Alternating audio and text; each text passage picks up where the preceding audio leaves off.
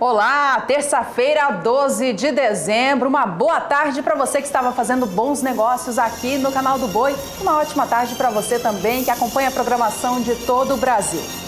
O Agricultura BR já está no ar com os principais destaques do dia. Nesta terça, houve a divulgação de importantes relatórios a respeito da safra brasileira de grãos. Conab e IBGE divulgaram os seus últimos números. Entre os destaques está a projeção de uma safra de soja do Brasil superior a 109 milhões de toneladas. Tem entre os destaques também a expectativa da safra de laranjas do cinturão citrícola do Brasil, que houve novo incremento. O peso dos frutos está bastante positivo. Ainda hoje a gente fala sobre a crise leiteira no país e os destaques do dólar e do mercado futuro internacional. Previsão do tempo para as principais regiões produtoras do país e muito mais você acompanha a partir de agora. Seja bem-vindo, a Agricultura BR está no ar.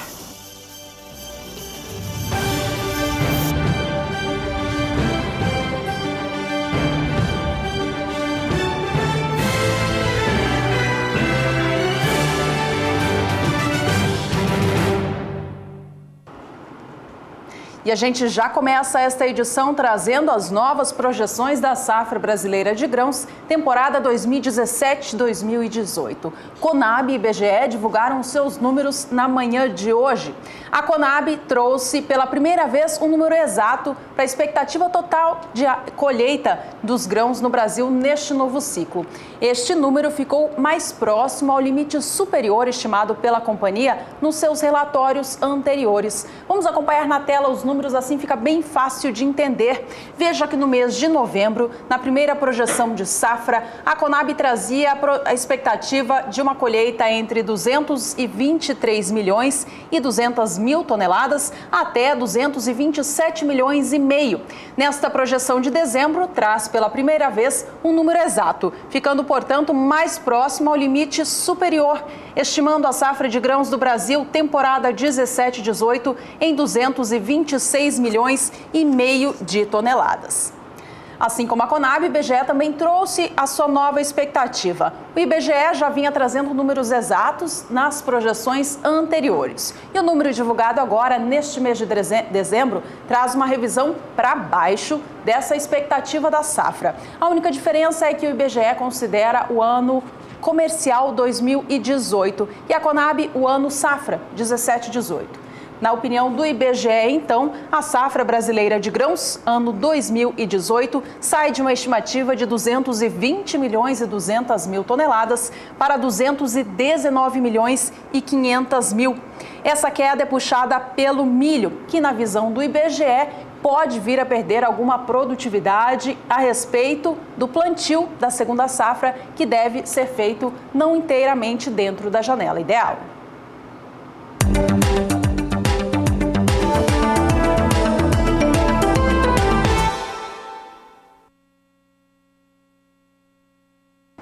Vamos agora ao destaque da soja. A Conab elevou a sua expectativa de produção da soja no Brasil neste ciclo novo 17-18, na comparação com os números que trazia no relatório divulgado no mês de novembro. A Conab aguarda agora que o Brasil colha mais de 109 milhões de toneladas do cereal. Vamos aos números então e a comparação na tela. Veja que o ciclo passado foi o recorde do país, 114 milhões e 70 mil toneladas. Clima foi excepcional, tudo correu muito bem na lavoura e os valores, portanto, de colheita foram lá em cima. Para o ciclo novo, temporada 17-18, já se acreditava que o número seria menor do que o ciclo passado, uma vez que as condições climáticas não indicavam tudo correndo tão bem assim como a gente viu acontecendo no ano passado. Mas ainda assim, a safra deve ser grandiosa. Na visão da Conab, ela passa de uma estimativa de 107 milhões 530 mil toneladas para 109 milhões 180 mil. A revisão para cima foi influenciada pelo aumento na produtividade média das lavouras na comparação com o que se acreditava no mês de novembro. A chuva demorou a chegar, mas agora ela propicia um bom desenvolvimento das lavouras no campo, de acordo com este relatório da Conab. Vamos aos números de rendimento médio da soja por hectare, então. Veja que em novembro, a Conab projetava uma média nacional em 51,25 sacas por hectare. E o mês de dezembro traz a expectativa de 52,05 sacas. De acordo com a companhia, esta média está de acordo com o uso de tecnologias aqui no Brasil. A área de plantio da soja no Brasil sofreu uma leve redução para baixo na visão da Conab neste último relatório, mas ainda assim ela segue como a maior área já destinada à oleaginosa aqui no país. Relembrando, no ciclo 16-17, o Brasil cultivou 33.900.000 hectares com a oleaginosa. No mês de novembro, acreditava-se que o ciclo novo 17-18 seria de 34.970.000 hectares e agora, trazendo essa revisão para baixo, chegando aos 34.960.000 hectares que serão cultivados com o grão.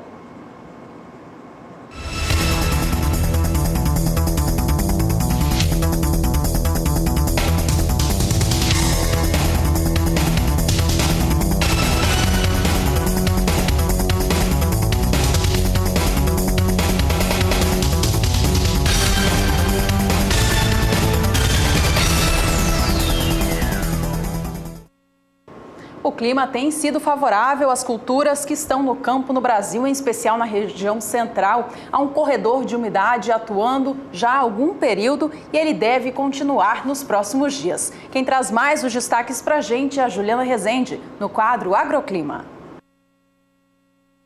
Agroclima. Oferecimento Santa Helena.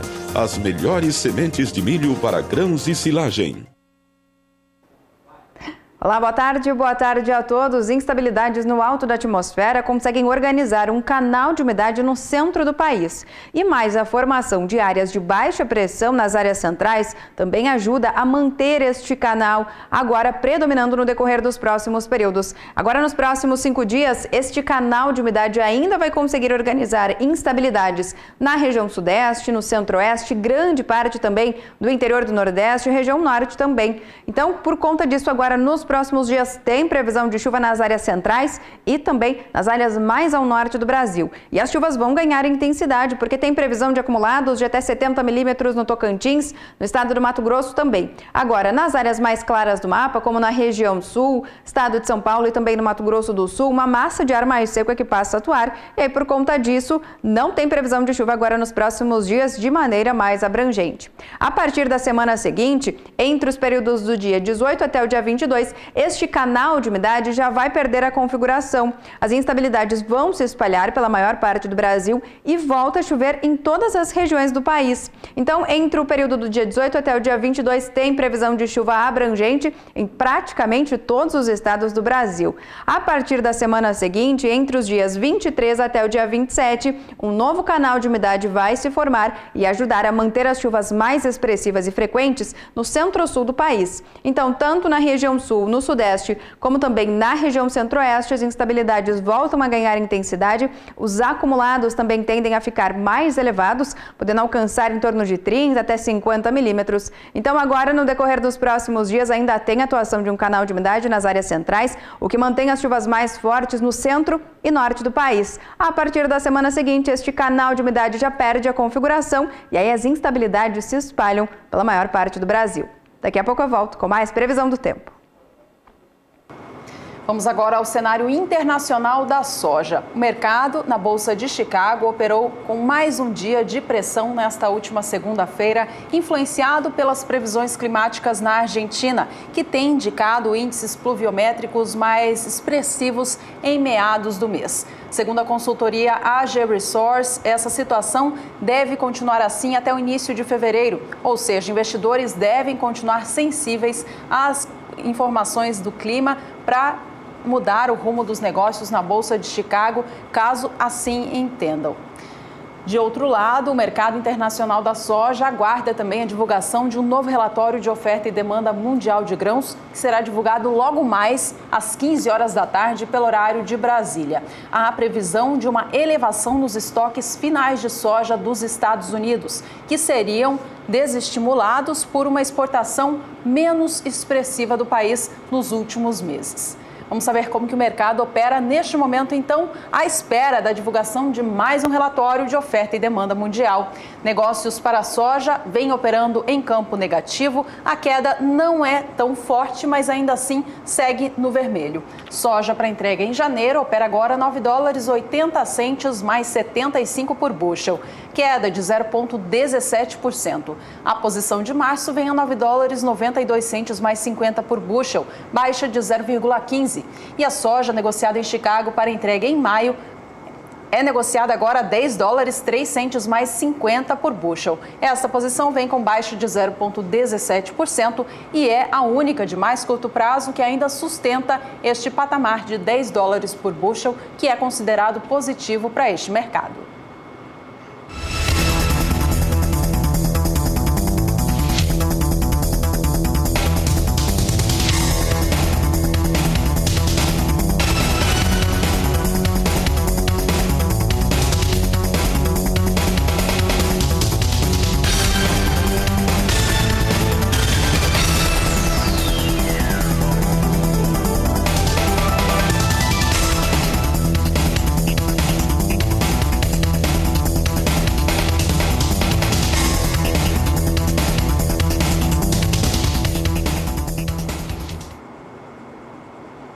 O dólar comercial no Brasil vive mais um dia de alta nesta terça-feira, tendo passado dos R$ 3,32 no patamar mais alto do dia, encontrando-se nos valores mais elevados desde junho de 2017. O mercado financeiro segue de olho nas discussões envolvendo a reforma da Previdência e agora com um tom mais negativo de que ela aconteça ainda em 2018. O presidente Michel Temer afirmou em um evento neste último domingo de que está mais convicto de que a possibilidade da votação não acontecer em 2017 seja mais palpável. Ele disse que é possível que ela passe para 2018. Isso fez elevar ainda mais a cotação da moeda estrangeira aqui no país. Vamos aos negócios em tempo real agora. Dólar comercial vem aos R$ 3,31 mais 9, neste momento subindo 0,63% na comparação com o fechamento desta última segunda-feira. E a hora de intervalo comercial. No próximo bloco a gente traz as novas projeções para o milho. E ainda todos os destaques a respeito do clima no Brasil em áreas produtoras de café. Não sai daí, voltamos já. O cultivo do milho na primeira safra do Brasil tem seguido nos últimos anos a mesma tendência observada já há algum tempo aqui no país, de redução na área plantada com cereal, em detrimento do aumento da área plantada com a soja, uma vez que esta cultura tem se mostrado mais rentável. A Conab, no seu último relatório de safra, divulgado nesta terça-feira, trouxe uma nova redução na expectativa de plantio do milho no Brasil na safra de verão. Os números são estes, acompanhe comigo na sua tela.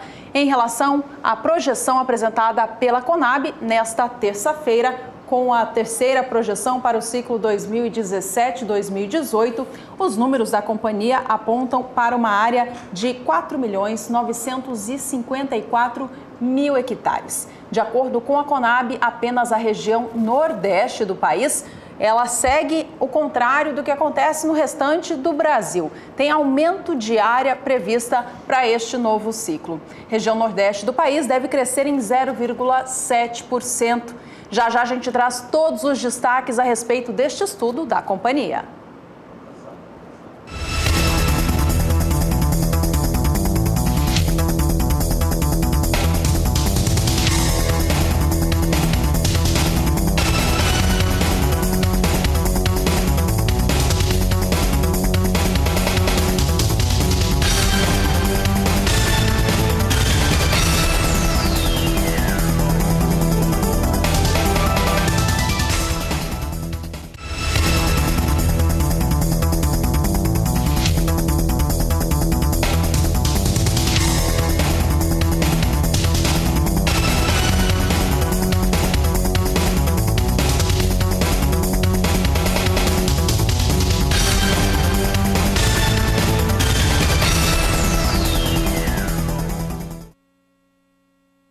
E a gente traz todos os números agora a respeito desta nova projeção da Conab para o plantio de milho na safra de verão do país, temporada 17-18. A companhia trouxe uma nova redução na expectativa de implemento desta cultura no país em relação aos números divulgados no mês anterior.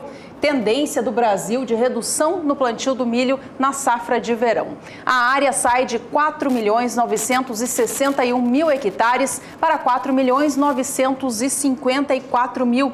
O milho tem sido cada vez mais substituído pela soja na safra de verão do Brasil, uma vez que esta última cultura tem se mostrado mais rentável. Apenas a região nordeste do Brasil que deve ampliar a área destinada ao milho na primeira safra. Essa ampliação é puxada pelo estado do Maranhão, que ano a ano vem trazendo maiores investimentos para essa cultura. O clima lá tem se mostrado favorável e isso incentiva os produtores. Acompanhe comigo na tela agora o aumento ou a redução prevista para este ciclo em cada região do Brasil. Nordeste traz um aumento de 0,7%. Todas as demais caem. Região Norte deve investir 0,6% a menos no milho no verão. Região Sudeste tem uma queda expressiva de 10,8%. Centro-Oeste, então, diminui em 19,3% a área destinada ao milho na primeira safra. E a região Sul, da mesma forma, tem uma queda expressiva de 19,4%. No que diz respeito à produtividade média das lavouras neste ciclo, Conab revisou também para baixo a expectativa desta produtividade. No mês de novembro, trazia a projeção de que cada hectare plantado com milho no verão no Brasil colhesse 85,11 sacas por hectare. Agora, em dezembro, baixou para 84,26 sacas de 60 quilos esse rendimento por hectare. Com isso, houve uma redução na expectativa de produção final desta nova safra. E os números ficam cada vez mais longe da projeção apresentada pelo Brasil no ciclo passado, ano de safra recorde. Veja estes números finais, então, a respeito deste estudo da Conab. Ano passado, o Brasil colheu 30.460.000 toneladas de milho na safra de verão. Para a temporada nova 17-18, já havia essa expectativa de uma safra menor, por conta do clima não tão favorável e também devido à menor área investida. Em novembro, a Conab estimava 25.170.000 toneladas. Agora, em dezembro, baixou para 25.050.000 esta nova expectativa. Para a segunda safra de milho, a Conab ainda não apresentou seus números.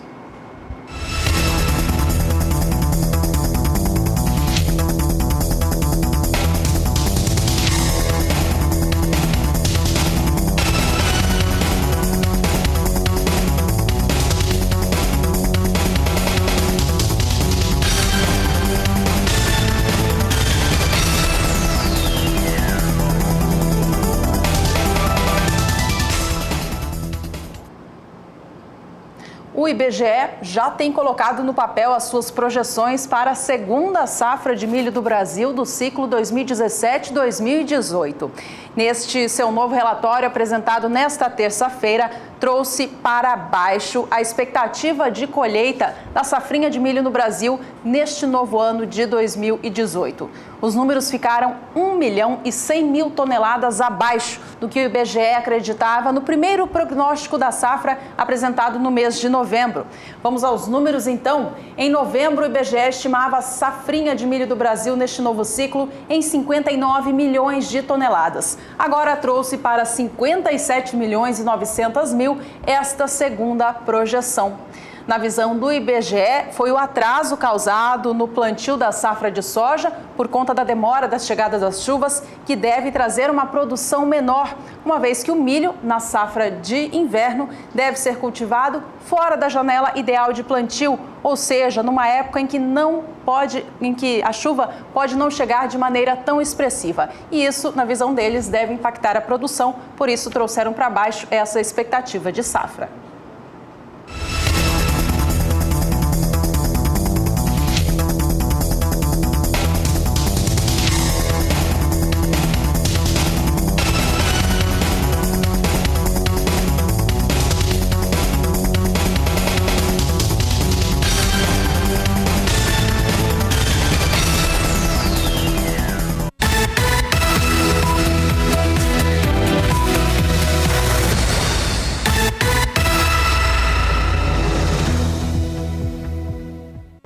É hora de indicadores por aqui. A gente acompanha como que o mercado do milho tem operado nos últimos dias. O destaque da vez é o estado de Minas Gerais. A gente acompanha o que aconteceu no último mês por lá. Houve elevação de 2% no valor da saca de 60 quilos do grão, negociada na média estadual. No dia 11 de novembro, o Estado mineiro pagava R$ 26,00 pelo valor da saca do grão.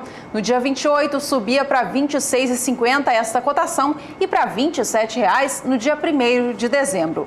Este foi o valor mais alto deste período analisado. De lá para cá, a cotação recuou, voltando aos R$ 26,50, assim permanecendo até a data atual, 12 de dezembro.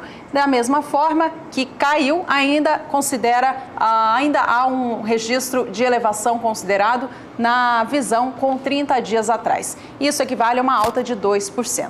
Agora, no estado de São Paulo, o movimento foi contrário, foi de queda no acumulado destes últimos 30 dias. De olho no mercado paulista, então, no dia 11 de novembro, cotação média da saca do milho estava em R$ 30,00. No dia 27 do mês, caiu para 28, alcançando os R$ 27,50 no dia 1º de dezembro. Veja que o movimento foi totalmente contrário ao visto no estado mineiro.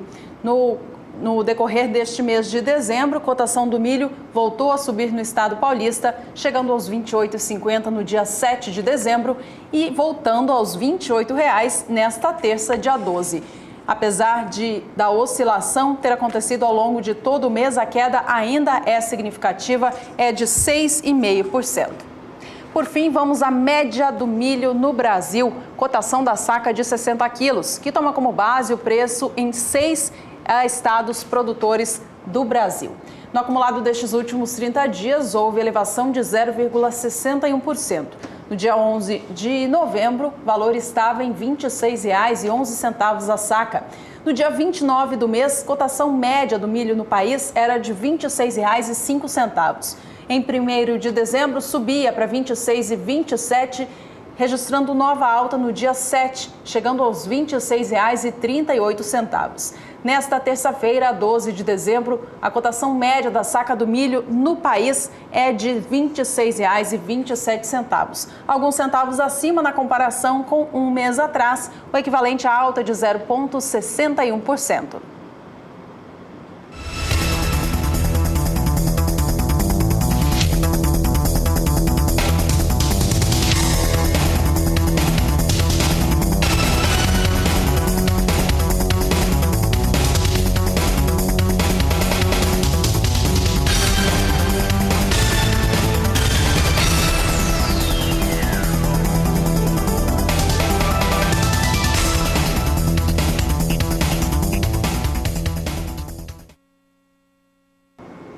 No episódio de hoje da série Frutos da Terra, que mostra um pouco da produção de hortifrutis em Mato Grosso do Sul, você vai acompanhar uma visita feita pela repórter Miriam Valadares no Ceasa de Campo Grande. Acompanhe.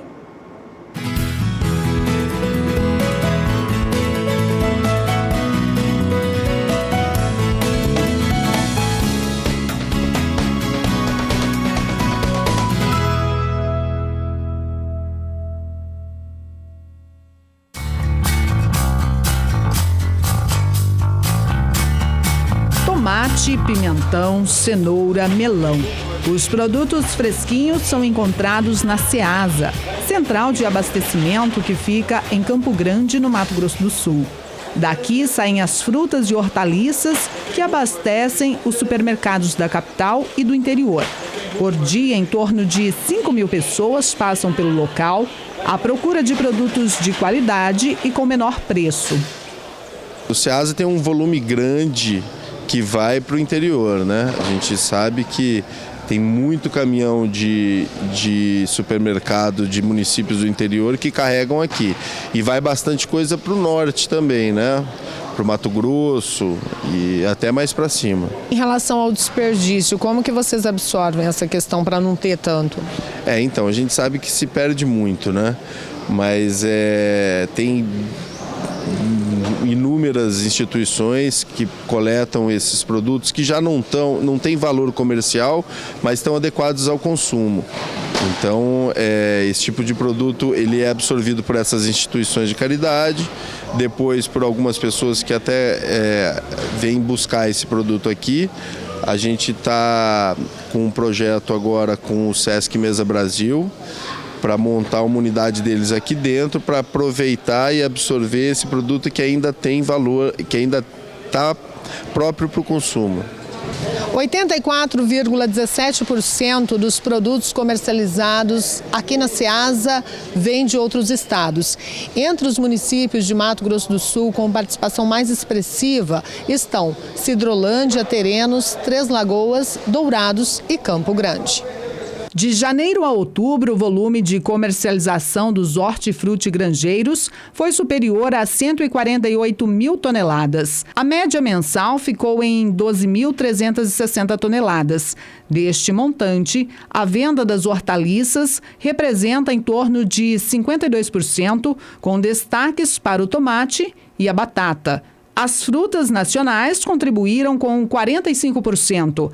A número 1 da lista é a melancia, com 8,97% das vendas. A Ceasa, de um tempo para cá, ela vinha crescendo em taxas chinesas, né? A Ceasa crescia muito, 10, 8, 12% de crescimento. Quando eu falo de crescimento, eu falo de volume comercializado. De alguns anos para cá, a gente teve uma situação macroeconômica que não era das mais positivas, então a Ceasa sentiu também, mas esse ano a gente já vê uma recuperação nesse volume comercializado. No final do ano o volume comercializado aumenta, então a gente acha que esse ano esse volume vai aumentar bastante em comparação com o ano passado. Historicamente, a gente sabe que o produto que é mais vendido nessa Ceasa é o tomate. Tomate, banana, batata, mas no final do ano a gente vê um crescimento na venda na parte das frutas. Se vende muito abacaxi, melancia, e mesmo essas frutas mais finas, uva, cereja, essas frutas que são usadas na mesa de Natal, né? Há 2 anos, este agricultor passou a comercializar as hortaliças que produz no município de Sidrolândia, aqui na Ceasa. Com o tempo, ele foi conquistando os clientes e hoje não se perde mais nada. Antes a gente perdia muito produto na roça, né? Não tinha para onde escoar essa mercadoria, era difícil de trabalhar. E no começo, quando a gente veio para cá, também a gente sofreu muito porque não tinha freguesia, não tinha nada, né? Mas hoje eu trago um caminhão de mercadoria, eu já trago já tudo destinado, já certinho, já tudo para os fregueses, tudo certinho, já não precisa mais nem ficar preocupando com vender, assim. O senhor traz um caminhão baú e vende tudo aqui no dia? Eu já trago praticamente todo vendido, não trago nada sobrando assim, já trago um caminhão cheio todo vendido. Né? Nós trabalhamos mais com alface, né? Eu mesmo mais em média de 200 caixas de alface dia, só de alface, né? Daí fora as outras mercadorias que vem junto, né?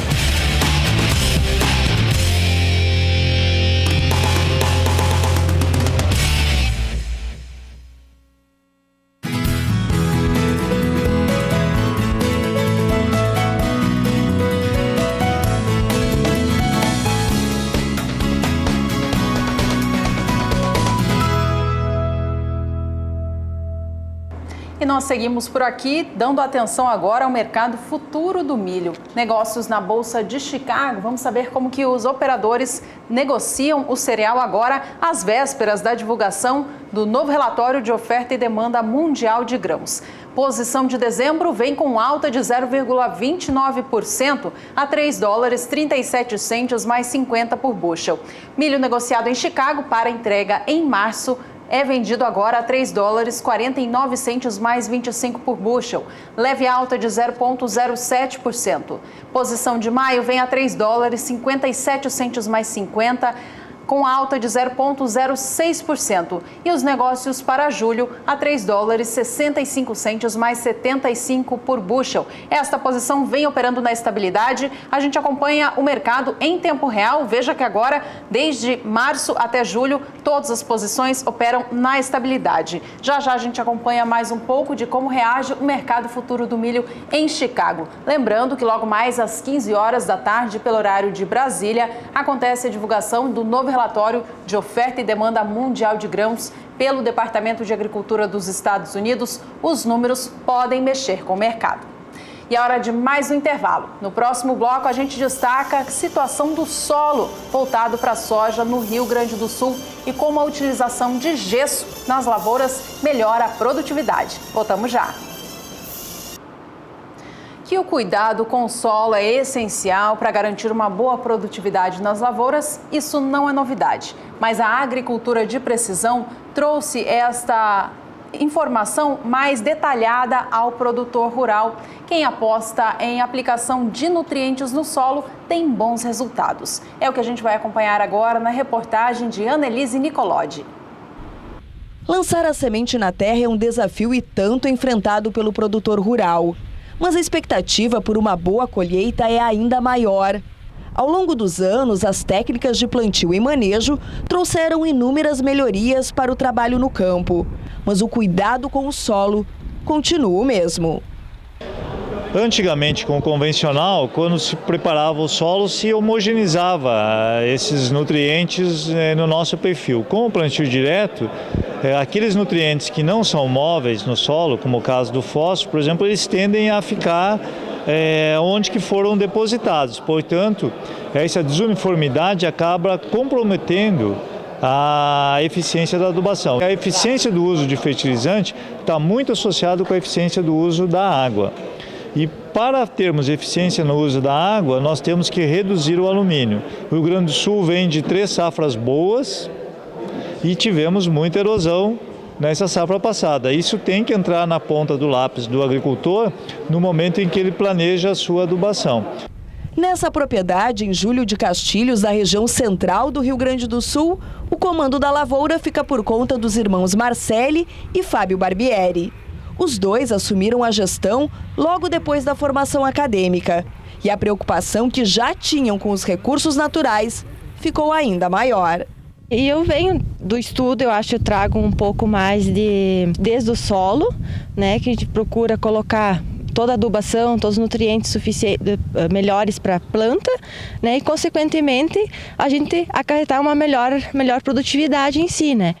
Essa é a segunda safra de soja que os 300 hectares destinados à cultura vão ganhar a aplicação de sulfato de cálcio, mais conhecido como gesso. A necessidade foi comprovada em uma análise de solo. A reposição de elementos como cálcio e enxofre pode garantir alto rendimento na colheita. Tudo começa numa análise de solo bem feita, bem interpretada, para a gente buscar o equilíbrio entre os nutrientes. A grande preocupação dos produtores até alguns anos atrás era simplesmente no NPK, pensando que adubando com NPK estava suprindo a demanda das culturas que ele tinha implantado.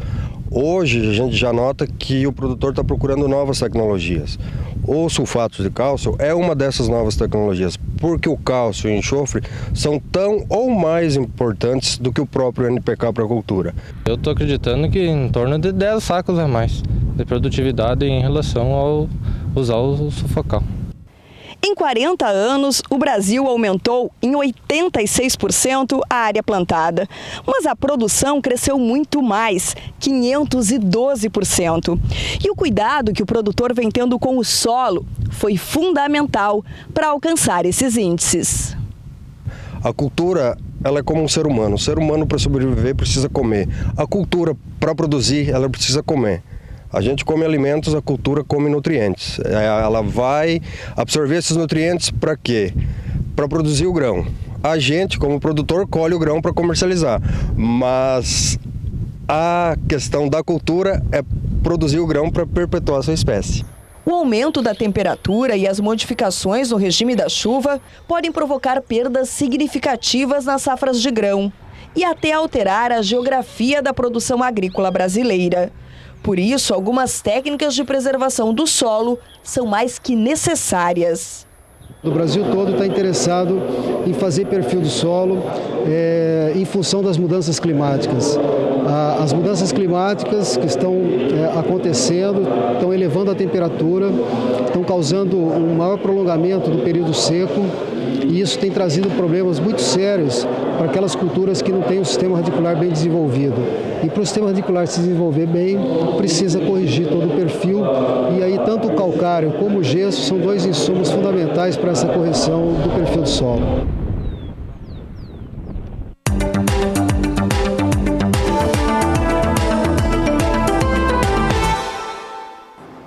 assunto por aqui agora é café. A gente acompanha como que o mercado vem operando no Brasil nos últimos períodos. O estudo de hoje traz os valores dos últimos 60 dias e a gente começa trazendo o mercado do café Conilon. Os negócios para o estado do Espírito Santo, que são os maiores produtores do Brasil, acumulam queda de 5% em 60 dias. No dia 11 de outubro, cotação da saca de 60 quilos do grão, tipo 78, estava negociado no estado capixaba a R$ 410. Os valores caíram para R$ 395 no dia 16 de novembro e para R$ 390 no último dia do mês passado. Este mês de dezembro registrou oscilação com tendência negativa. No dia 7 chegou a recuperar um pouco, indo para os R$ 395, mas nesta terça, dia 12 de dezembro, o valor do Conilon no estado do Espírito Santo volta a cair, estando negociada a saca a R$ 388. O mercado de Conilon aqui no Brasil vive uma oferta um pouco mais acima do que o dos anos anteriores, que foram anos de seca e prejudicaram o volume total colhido na safra. Este ano de 2017 recebeu um clima um pouco mais favorável, trazendo uma oferta mais confortável às indústrias torrefadoras. O mercado em destaque agora é o do café arábica. Vamos acompanhar o que houve nestes últimos 60 dias para a região sul de Minas Gerais, a principal produtora desta espécie aqui no país. Os valores atuais se encontram na estabilidade em relação a 60 dias, mas ao longo deste período houve bastante oscilação no mercado. Vamos relembrar, no dia 11 de outubro, cotação da saca de 60 quilos do grão estava em R$ 465 no sul mineiro. Preço subia para R$ 475 no dia 30 de outubro e fechava no dia 21 de novembro, já bem mais baixo, a R$ 465. Na data do dia 4 de dezembro, o valor do arábica no sul de Minas caiu para o menor preço no acumulado destes 60 dias, fechando aos R$ 460 na data. E nesta terça-feira, 12 de dezembro, volta aos R$ 465, registrando, portanto, os últimos 2 meses de forte oscilação. O que acontece com o mercado de café arábica no Brasil é que ele segue atrelado totalmente ao que acontece lá em Nova York. Vamos acompanhar agora o mercado do arábica, ainda no Brasil, nos negócios no estado de São Paulo. Região da Mogiana também registra estabilidade nos preços se compararmos o valor atual com 60 dias atrás. No dia 11 de outubro, o valor da saca de 60 quilos do grão estava em R$ 460. R$ 450 foi o preço anotado no dia 6 de novembro. R$ 470, preço anotado na data do dia 29 de novembro. R$ 465, 5 de dezembro. E na data atual, 12 de dezembro, R$ 460. Portanto, o mercado do arábica segue bastante confuso aqui no país, seguindo totalmente o que acontece no cenário internacional. É hora de previsão do tempo. Vamos acompanhar agora como que o clima se desenha para as áreas produtoras de café do país nos próximos dias. Durante a segunda quinzena do mês de dezembro, os produtores de café ainda devem seguir otimistas em relação ao desenvolvimento dos cafezais, porque agora a disponibilidade hídrica do solo segue bastante elevada nas principais áreas produtoras de café, que é o estado de Minas Gerais, São Paulo e também o estado do Paraná. Sem falar no estado do Espírito Santo, que segue com umidade do solo bastante elevada. Em Minas Gerais e no Espírito Santo, a umidade do solo chega a ser superior a 90%. Nos próximos 5 dias, tem previsão de chuva nas principais áreas produtoras de café, como o estado de Minas Gerais e Espírito Santo. Acumulados, dessa vez, não devem ser tão expressivos e volumosos, porque as instabilidades acabam que se afastam um pouco mais dessas áreas produtoras de café. Então, tem previsão de chuva agora nos próximos dias, só que o volume não deve ser tão elevado como o que ocorreu anteriormente nessas áreas. Volume de chuva agora em torno de 15 até 30 milímetros em áreas de Minas Gerais e Espírito Santo também.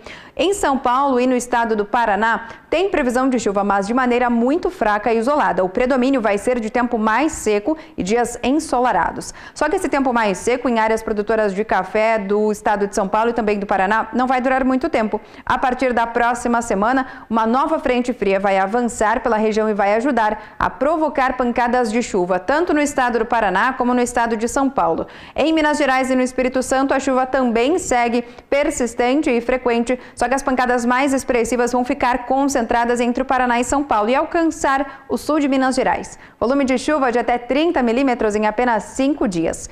E mais para o final do mês de dezembro, essa condição climática ainda vai seguir muito satisfatória para o desenvolvimento dos cafezais, porque as chuvas seguem ganhando mais intensidade. Tem previsão de chuva agora entre o Paraná, São Paulo, até a metade sul mineira, de 30 milímetros é o acumulado, podendo alcançar até 50 milímetros. Então, no decorrer das próximas semanas, as condições climáticas seguem favorecendo o desenvolvimento dos cafezais. Daqui a pouco eu volto com mais previsão do tempo.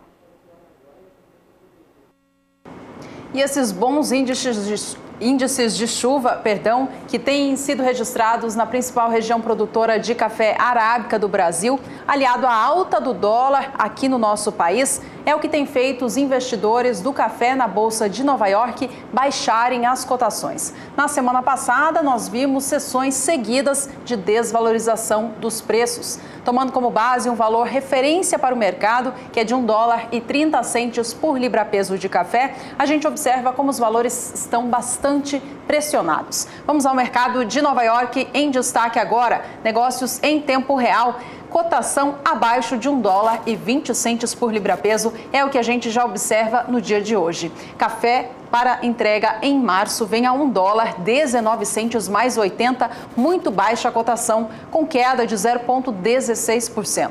Maio vem a $1,22 por libra-peso, baixa também de 0,16%. E os últimos negócios para julho a $1,24 mais 30 por libra-peso. Aqui no Brasil, os investidores do mercado de café chegaram a travar os negócios por conta dessa oscilação muito forte na Bolsa de Nova York. De acordo com informações do escritório Carvalhais, como o mercado brasileiro tem seguido o que acontece lá fora, os compradores de café aqui também baixaram as suas ofertas. E aí o mercado travou, com os vendedores do grão não querendo comercializar a sua produção a preços tão baixos assim. Na opinião do escritório, os produtores seguem aguardando novos momentos de alta para fazer melhores negócios. No mercado de café Conilon, ou também chamado de Robusta, lá no exterior, o cenário internacional também é de baixa. Isso por conta do Vietnã, maior país produtor dessa espécie no mundo, que tem indicado uma boa safra, porque o clima por lá tem sido muito bom. Os valores seguem também muito abaixo do patamar desejado, que é acima de $2.000 por tonelada. O café Robusta, negociado em Londres para entrega em janeiro, vem a $1.717, queda de 0,63%. A tonelada do Robusta para entrega em março vem a $1.709, baixa também igual. E a posição de maio também cai da mesma forma, negociando a tonelada do grão agora a $1.717 no mercado londrino.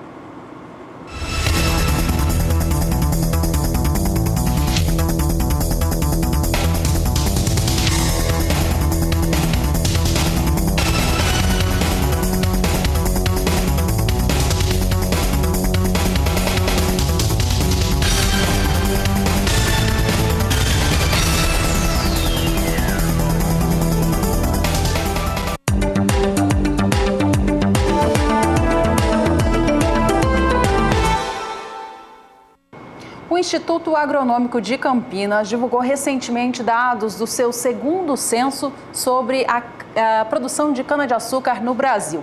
E esse estudo constatou uma informação considerada preocupante pelo Instituto, que 43% da cana plantada no Brasil é de uma única espécie. Isso pode ser um risco para este setor. Quem explica mais é Gustavo D'Angelo.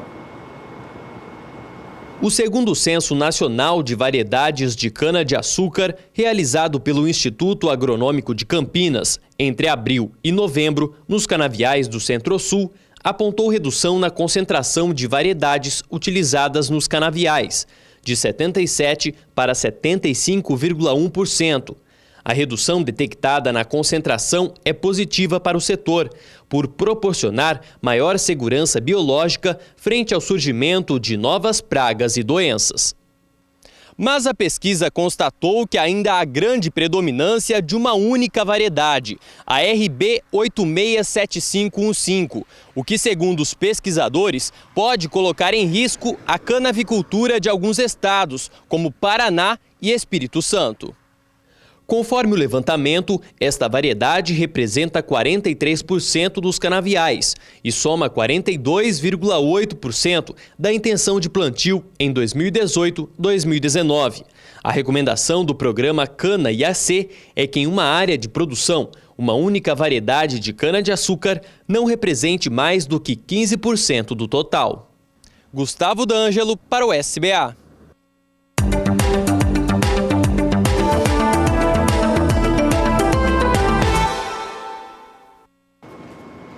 Em seus novos relatórios de safra divulgados nesta terça-feira, Conab e IBGE reduziram a expectativa de produção de arroz no Brasil no ciclo novo. Os números estão mais baixos na comparação com as estimativas apresentadas por ambos os órgãos no mês passado. Vamos trazer estes números em destaque então.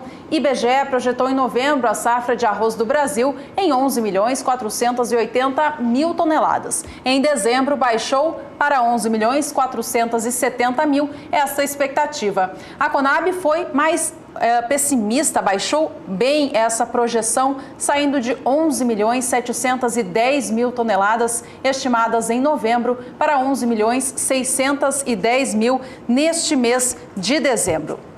A redução que a Conab trouxe tem a ver com os fatores climáticos, tanto para áreas de arroz de sequeiro quanto para áreas de arroz irrigado. As áreas de arroz de sequeiro tiveram clima seco na fase inicial de implantação. Já as de arroz irrigado, que são a maioria no estado do Rio Grande do Sul, tiveram, pelo contrário, excesso de chuva. Isso tudo trouxe muita preocupação ao setor arrozeiro do Rio Grande do Sul, em especial nos últimos períodos, uma vez que o estado abastece a maior parte da demanda interna do país. A gente acompanha agora as projeções que a Conab fez em relação à área e à produtividade, que este último relatório também trouxe diferença. Em relação à área plantada com arroz, a Conab reduziu em 18.000 hectares esta projeção. Já a produtividade, ela baixou em 23 quilos por hectare essa expectativa, mostrando, portanto, da onde veio essa redução tão forte na expectativa de colheita final da safra de arroz do Brasil. Vamos agora ao mercado do arroz no país. Destaque para os negócios da saca de 50 quilos do arroz em casca no estado do Rio Grande do Sul. A apuração feita pelo CPEA mostra a seguinte situação nos últimos dias. Os valores seguem na casa dos R$ 37,00 pela saca. Nesta última segunda-feira, dia 11 de dezembro, preço da saca de 50 quilos do em casca fechou em R$ 37,43, valores, portanto, indicando certa estabilidade. Ainda assim, preço não mostra quase nada de lucro ao produtor rural, segue em linha ou em algumas vezes até abaixo do custo de produção.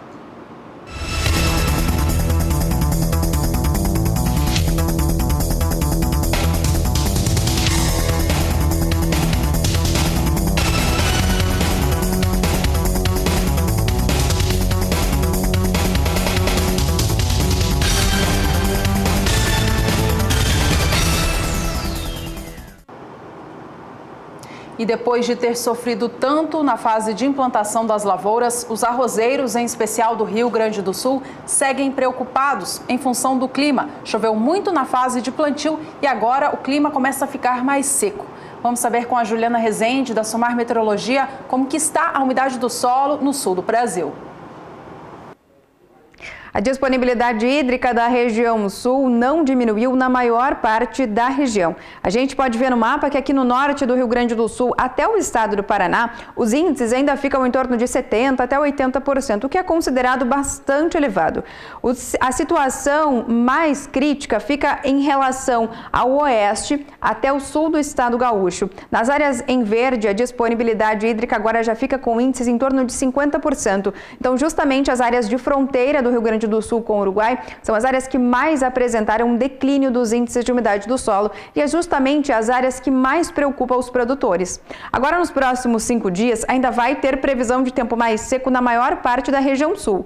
Previsão de alguma chuva bastante isolada ainda pode ocorrer aqui no extremo oeste do Rio Grande do Sul, no leste de Santa Catarina e no litoral norte do estado gaúcho, mas são pancadas de fraca intensidade, ou seja, que não tem potencial para aumentar a disponibilidade hídrica do solo. Só que esse tempo tempo mais seco não vai durar muito tempo, porque a partir da semana seguinte, a chuva retorna para o sul do Brasil. E aí agora volta a chover nos 3 estados.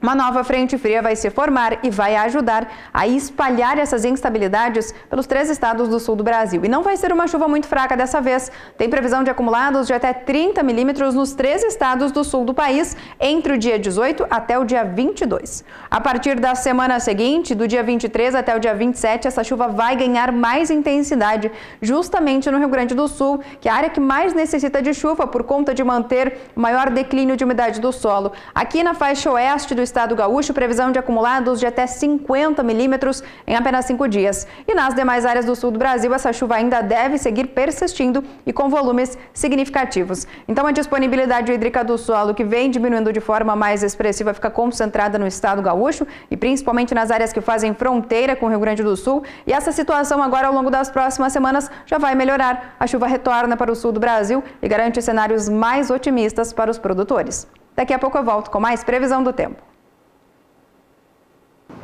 E veja no próximo bloco mais uma reportagem da série especial Rotas e Vinhos. E ainda a boa safra de laranjas que se confirma no Brasil. Até já! O setor vitícola do Brasil tem um futuro promissor. Os vinhos brasileiros já se encontram hoje em mais de 20 países compradores. Sobre esse futuro certo desta produção aqui no Brasil, você acompanha hoje uma reportagem especial no quadro Rotas e Vinhos.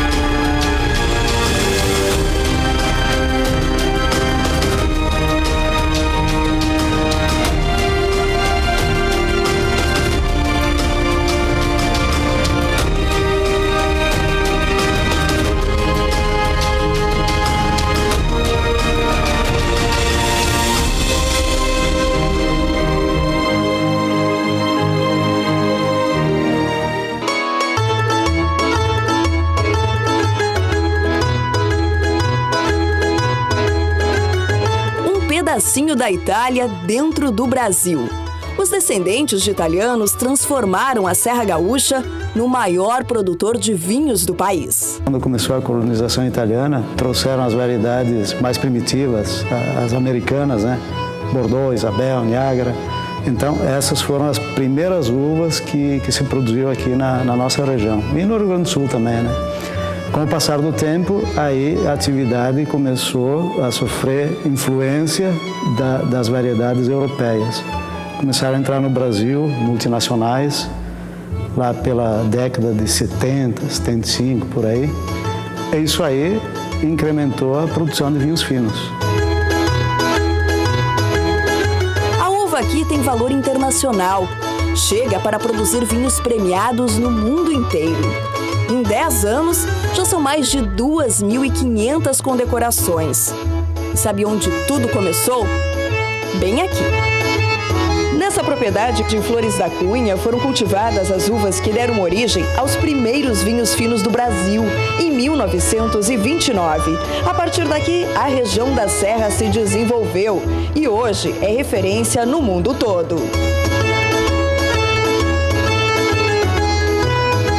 Nos últimos 10, 15, 20 anos, a gente vem acompanhando e participando de forma especial, como enólogo, como degustador de concursos internacionais, que eu já tive a oportunidade de participar, a evolução da qualidade do produto brasileiro, sendo desde espumantes, vinhos, enfim, todos os derivados da uva e do vinho, onde o Brasil inscreve amostras, concorre a nível internacional, nós sempre temos premiações.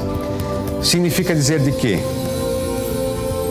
Você bem colocou, o produtor da uva, a vinícola, o enólogo, o processo todo industrial está fazendo a sua parte, está melhorando cada vez mais a qualidade do produto.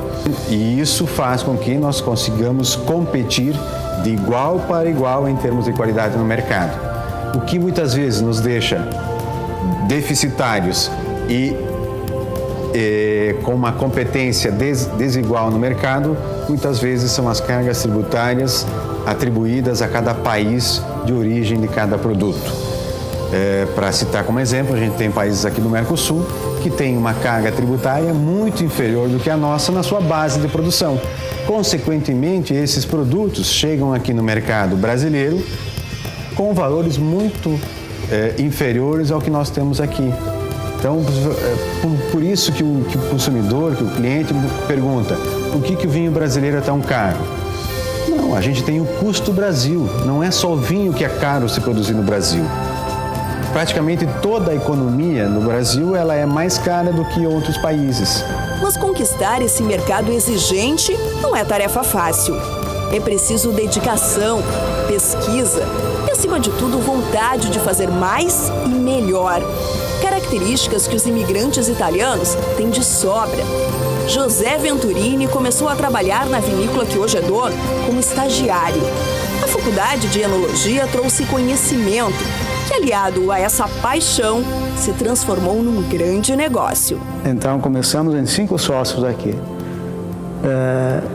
Com o passar dos anos, uns por motivos familiares, outros por motivo de doença, foram desistindo da atividade e nós fomos comprando a parte deles. Aí hoje a vinícola é basicamente, são 2 proprietários, que é a família Góes de São Paulo, de São Roque, né? E a família Venturini aqui de Flores da Cunha. A Vitivinícola Góes, lá em São Paulo, na cidade de São Roque, eles têm uma unidade para envase de vinhos. Envasa e faz toda a distribuição para todo o Brasil. E nessa unidade aqui, então, a gente produz o vinho base para mandar para São Paulo em carro-tanque, lá envasa e distribui. Hoje em dia é muito difícil tu querer fazer todas as etapas da cadeia. Então, para nós, essa parceria com a Góes foi uma coisa que alavancou muito o nosso negócio, né? Então aqui tem a produção da uva, tem a produção do vinho e nós estávamos longe do centro do país, que é o mercado consumidor. Então, com essa parceria com a Góes, a gente tem acesso fácil lá ao mercado de São Paulo, Rio de Janeiro, todo o Brasil, né? É na tranquilidade do interior de Flores da Cunha, no Rio Grande do Sul, que está localizada a Casa Venturini. A terra do galo, lugar onde as tradições e mitos da imigração italiana são caprichosamente preservados. Os fundadores da vinícola não poupam esforços para elaborar e oferecer vinhos premiados nacional e internacionalmente.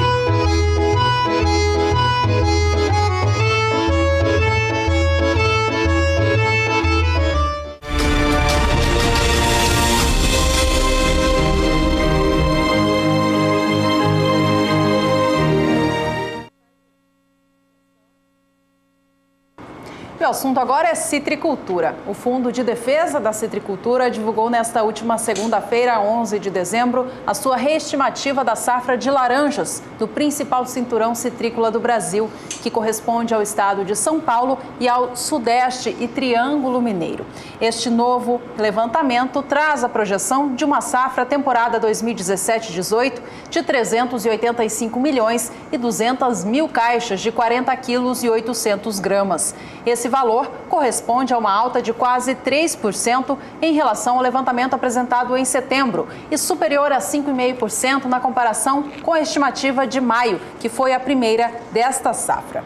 O balanço positivo tem a ver com o clima, que foi bastante favorável à cultura da laranja no início do ciclo. Depois houve uma estiagem entre julho a setembro, mas de volta em outubro as chuvas voltaram a cair nesta área produtora, favorecendo o desempenho das lavouras no campo. Além do clima bom, a intensificação dos tratos culturais neste ciclo no Brasil, visto através da compra de insumos mais aquecida, também tem favorecido esse resultado melhor do que o estimado inicialmente. A gente pode comprovar essa situação de tratos melhores e também clima favorável com o peso da fruta. No início do ciclo, acreditava-se que cada laranja teria o peso de 154 gramas. A unidade, em setembro, teve a reestimativa de 158 gramas por laranja e agora, em dezembro, já traz esse número de 162 gramas por unidade. Considerando todas as variedades, já foram colhidos cerca de 3/4 da produção. A próxima reestimativa da safra de laranjas do Brasil será apresentada no mês de fevereiro. Vamos agora ao mercado da fruta, então, no país. Acompanhe como o mercado atacadista de São Paulo tem negociado a laranja. Em primeiro lugar, a laranja indústria. Vamos saber como foram os preços nestes últimos dias. Preço da caixa de 40 quilos e 800 gramas fechou a segunda-feira a R$ 18,56. Os valores sofreram alguma oscilação na semana passada e vêm aos poucos recuperando este patamar. Mudando a tela, vamos agora ao indicador da laranja pera in natura, que é aquela que o produtor negocia diretamente com o mercado atacadista. A caixa de 40 quilos e 800 gramas fechou nesta última segunda, dia 11 de dezembro, a R$ 20,08. No acumulado do mês de dezembro, há uma queda notada de 0,79%.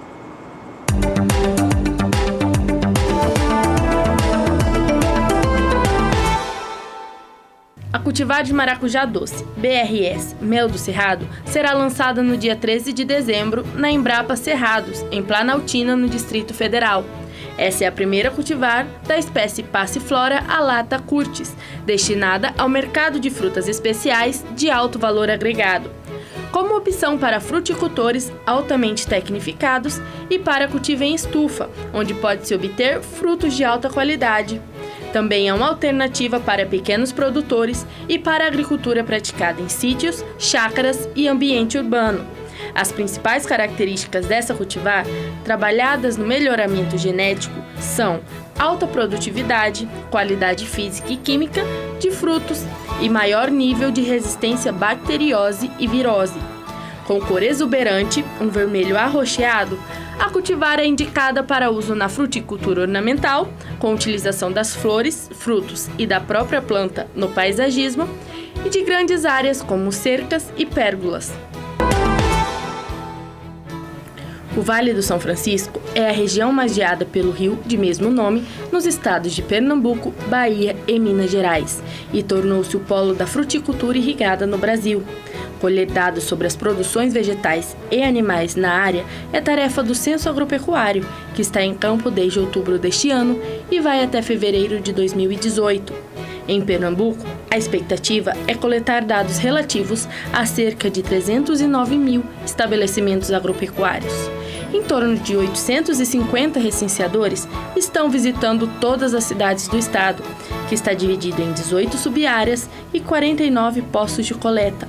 No último censo, realizado em 2006, Pernambuco foi o 6º estado do Brasil com o maior número de unidades cadastradas, atrás da Bahia, Minas Gerais, Rio Grande do Sul, Ceará e Paraná. A história do desenvolvimento da região está totalmente atrelada do Rio São Francisco, de onde se tira a água para as plantações, explicou Rosimar Mussi. A irrigação, usando água do rio, começou de uma forma confortável, bonita, gastando muita água, usando as técnicas de aspersão convencional e de pivô central, em que a eficiência da irrigação é menor, porque a água é pulverizada e uma parcela significativa se perde por causa do vento. Hoje em dia, a tecnologia utilizada já é outra, sendo usadas principalmente as técnicas de microaspersão e gotejamento. A água sai direto no pé da planta, o que racionaliza o uso, complementou a pesquisadora. Essas mudanças na forma de produção estão sendo observadas na prática pelo 10º Censo Agropecuário. No eixo Petrolina-Juazeiro está o maior polo de fruticultura do Brasil, com destaque para a produção de uva, manga, goiaba e cana-de-açúcar, afirma Ricardo Chaves, professor da Universidade Federal de Pernambuco e PhD em Economia Agrícola. No eixo Petrolina-Juazeiro está o maior polo de fruticultura do Brasil, com destaque para a produção de uva, manga, goiaba e cana-de-açúcar, afirma Ricardo Chaves, professor da Universidade Federal de Pernambuco. Por ano, a região produz cerca de 604 mil toneladas de manga e 252 mil toneladas de uva, de acordo com informações do Vale Export. As frutas são vendidas no mercado interno e também exportadas. Os principais importadores dessas frutas são Holanda, Reino Unido, Estados Unidos, Espanha, Alemanha, Canadá e Argentina, segundo dados do Alice Web, em 2017.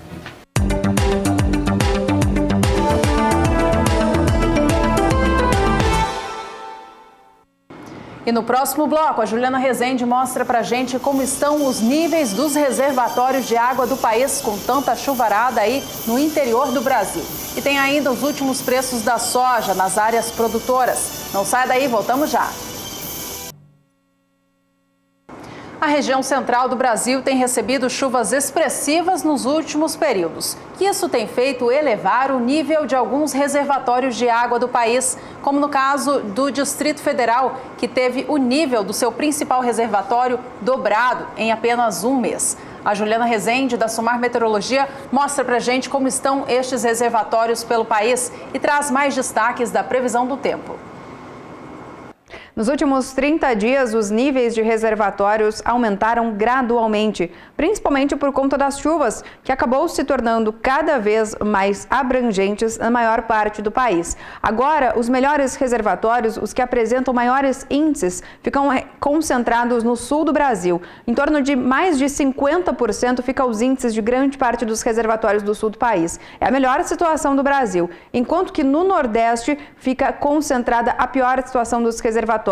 Em torno de 8% é o nível dos reservatórios da região Nordeste. Agora, nos próximos dias, segue tendo previsão de chuva no centro-norte do país. Um canal de umidade ainda segue atuando aqui nas áreas centrais e aí, por conta disso, segue trazendo mais chuva para principalmente os reservatórios do Nordeste. Não vai ser uma chuva muito abrangente, deve alcançar principalmente o interior do Nordeste. Só que essa chuva lá também não vai durar muito, porque a partir da semana seguinte, essa condição de chuva mais forte no interior do Nordeste já vai perder intensidade, as instabilidades perdem força, as pancadas se tornam cada vez mais fracas e isoladas e as chuvas acabam se espalhando pela maior parte do Brasil. E como não tem previsão de acumulados muito elevados na maior parte do país, essa chuva mais fraca não tem potencial para aumentar os níveis dos reservatórios na maior parte do país. Durante a terceira semana, essa condição de chuva mais expressiva vai ganhar um pouco mais de intensidade no centro-sul. Então tem previsão de acumulados de 30 até 50 milímetros até pelo menos o dia 27 de dezembro. Isso traz cenários mais otimistas, principalmente para os reservatórios, tanto do sul, da região sudeste e também da região centro-oeste, agora ao longo da segunda quinzena do mês de dezembro. Hoje eu encerro por aqui a minha participação. Até mais!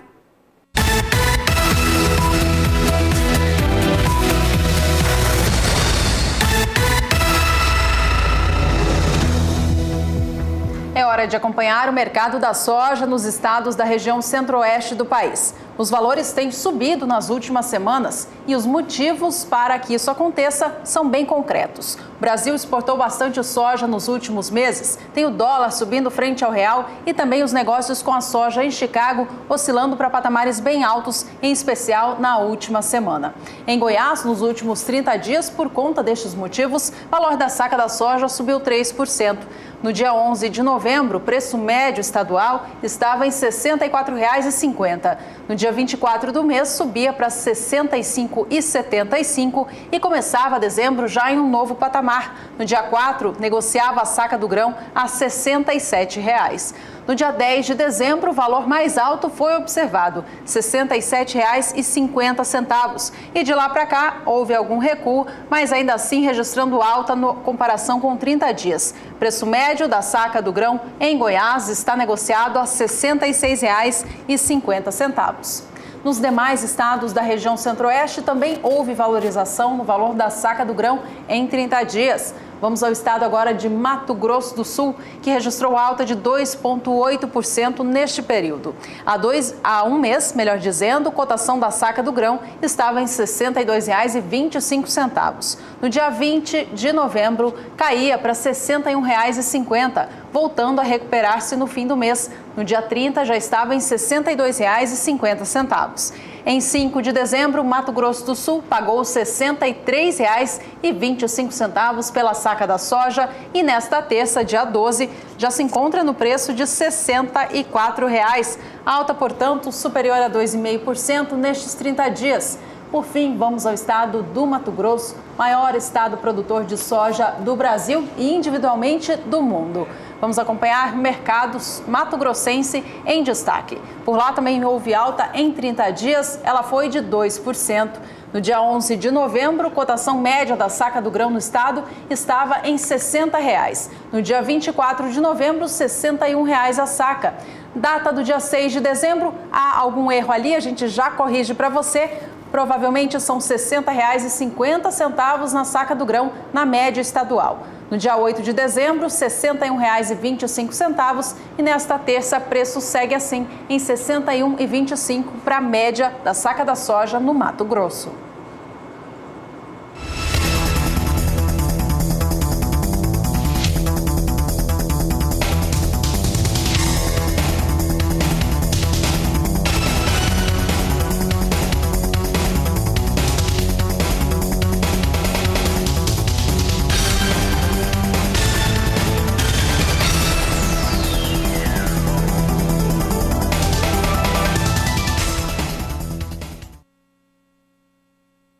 O programa está chegando ao fim. Antes de me despedir de vocês, vamos acompanhar a soja em Chicago e também o dólar aqui no Brasil, os fatores que compõem o preço da soja no país. Lembrando que daqui a pouco, às 15 horas, pelo horário de Brasília, o Departamento de Agricultura dos Estados Unidos divulga o seu novo relatório de oferta e demanda mundial de grãos. Estes números normalmente mexem com o mercado. Para o mercado da soja, é esperado uma elevação nos estoques finais de soja dos Estados Unidos. E para o Brasil, é esperado um aumento na projeção da produção do ciclo novo, temporada 17-18.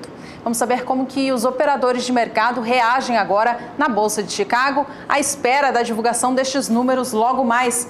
Mercado da soja vem operando com queda. A queda é próxima a 0,5%. A posição de janeiro vem agora $9,78 mais 25 por bushel. Março, $9,89 mais 75. E enquanto isso, maio ainda sustenta $10 por bushel, mas quase perde já este patamar. Negocia o bushel do grão agora $10, 1 cento mais 25. Por fim, vamos ao dólar comercial no Brasil, que vem em movimento de alta nesta terça-feira. A expectativa da votação da reforma da Previdência vai ficando cada vez menor para ela acontecer ainda em 2017. E isso traz valorização para a moeda estrangeira aqui no Brasil.